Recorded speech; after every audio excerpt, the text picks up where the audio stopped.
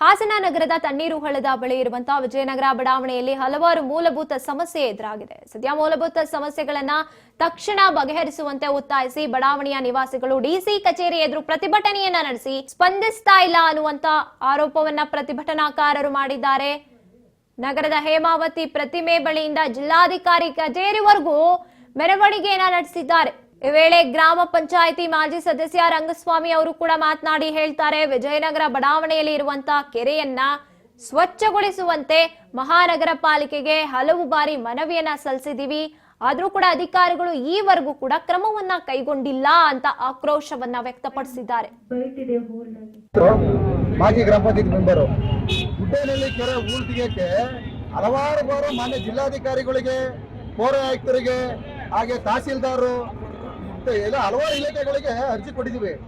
ಒಬ್ರು ಅಧಿಕಾರಿಗಳು ಗುಡ್ಡೇನಹಳ್ಳಿ ಕೆರೆ ನೋಡಿಲ್ಲ, ಹಾಗೆ ಮತ್ತೆ ಶುದ್ಧ ನೀರು ಕುಡಿಯೋ ಘಟಕದ ಅರ್ಜಿ ಕೊಟ್ಟಿದ್ದೀವಿ, ಅದನ್ನೂ ಬಂದಿಲ್ಲ.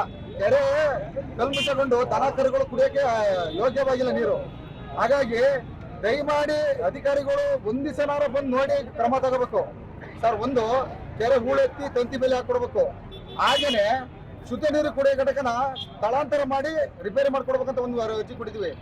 ಹಾಗೆ ನಮ್ಮ ಒಂದು ಸರ್ಕಾರಿ ಆಸ್ಪತ್ರೆ ಮಾಡಿದ್ದಾರೆ, ನಮ್ಮ ಕ್ಲಿನಿಕ್ ಅಂತ. ಆ ಆಸ್ಪತ್ರೆಗೆ ಒಬ್ರು ಡಾಕ್ಟರ್ ಒಂದ್ ದಿವಸ ಬಂದು ವಿಸಿಟ್ ಮಾಡಿಲ್ಲ. ರೋಗಿಗಳು ಹೋದ್ರೆ ಒಂದು ಮಾತ್ರ ಸಿಗಲ್ಲ, ನರ್ಸಿಂಗ್ ಇರಲ್ಲ, ಒಂದು ಮಿಷಿನರಿಗಳಿಲ್ಲ.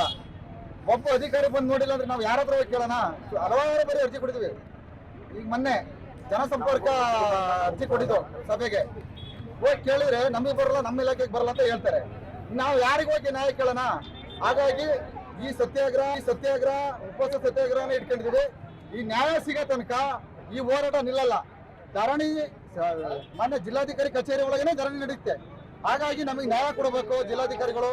ಹಾಗೆ ನಾವು ಮಾನ್ಯ ಮುಖ್ಯಮಂತ್ರಿಗಳಾದ ಸಿದ್ದರಾಮಯ್ಯನವ್ರಿಗೂ ಪತ್ರ ಬರೆದಿದ್ವಿ, ಆಮೇಲೆ ಪೌರಾಡಳಿತ ಸಚಿವರಿಗೂ ಬರೆದಿದ್ವಿ, ನಮ್ಮ ರಾಷ್ಟ್ರ ಉಸ್ತುವಾರಿ ಸಚಿವರು ಕೃಷ್ಣ ಬೈರೇಗೌಡರು ಅವ್ರಿಗೂ ಪತ್ರ ಬರ್ತೀವಿ. ಜಿಲ್ಲಾಧಿಕಾರಿಗಳಿಗೂ ಹಲವಾರು ಬಾರಿ ಕೊಟ್ಟಿದ್ದೀವಿ ಸರ್. ಒಂದ್ ದಿವಸನಾರ ಬಂದು ಒಬ್ಬ ಅಧಿಕಾರಿ ನೋಡಿಲ್ಲ. ಪಾಪ ಜಿಲ್ಲಾಧಿಕಾರಿ ಎಷ್ಟೋ ಸತಿ ಕೇಳಿದ್ದಾರೆ, ಯಾಕಪ್ಪ ಏನು.